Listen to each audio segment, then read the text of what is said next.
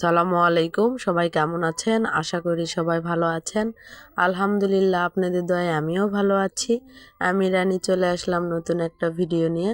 তো সকাল সকাল উঠে কি খাবো ভেবে পাচ্ছিলাম না, রান্না হয় নাই, অসুস্থ সেজন্য।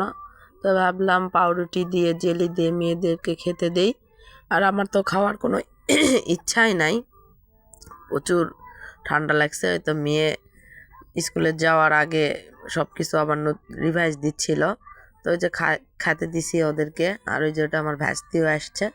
তো দুইজন করে বেড রেডি করে দিয়ে তারপরে চা বানাতে চলে যাব। এখন ওদেরকে দুধ চা বানায় দিব।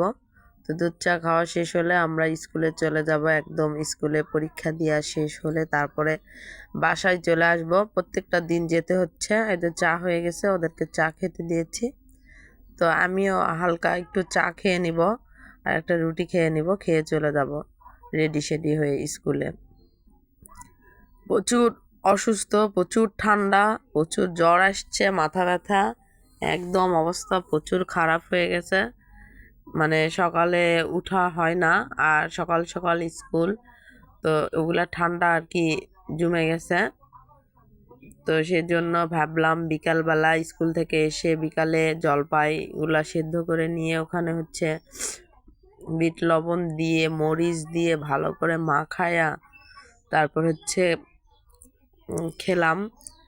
না হলে খাওয়ার জন্য আর কি নাক দিয়ে পানি বের হচ্ছিল, মরিচ বেশি দিছিলাম সেজন্য, যাতে ভালো লাগে। সর্দি লাগলে এগুলা মেখে খেলে আর কি ভালো লাগে। আর খাওয়ার তো একদম কোনো রুচি নাই, খেতে ইচ্ছাই করতেছিল না। তো খাওয়া দাওয়া শেষ করে আমার ছোটোখাটো বাগানে চলে গেলাম। কয়েকদিন যাওয়া হয় নাই, তো গিয়ে দেখি সিম গাছে অনেক ফুল আসছে, অনেক ফুল আসছে, সিমও অনেক ধরছে, সবগুলাতে সিম ধরতেছে,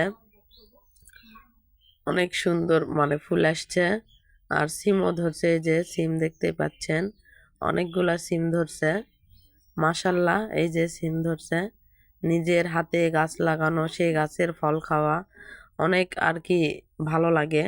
কয়দিন আগে আমরা কালির শাক বলে নওগাঁতে, সে কালির শাক তুলে খেলাম। তারপরে আপনি পেঁয়াজের পাতা, রসুনের পাতা এখন খাওয়া হচ্ছে, নিজে নিজে লাগানো আর কি, কিনতে যেতে হচ্ছে না, এখান থেকেই তুলে তুলে খাওয়া হচ্ছে। আর এখানে আবার গর্ত করে রাখছি, এখানে গোবর দিয়ে রাখছি এবং কাটাকুটার রান্না বান্নার এগুলো রাখছি। আর এটা হচ্ছে কলা গাছ আর কি, কলা গাছ লাগাইছি। আর এটা ছোট সিম গাছ, পরে যে সিম গাছটা লাগাইছি সেখানেও ফুল ধরছে, এখনো কিন্তু আরানি ওঠেই নাই।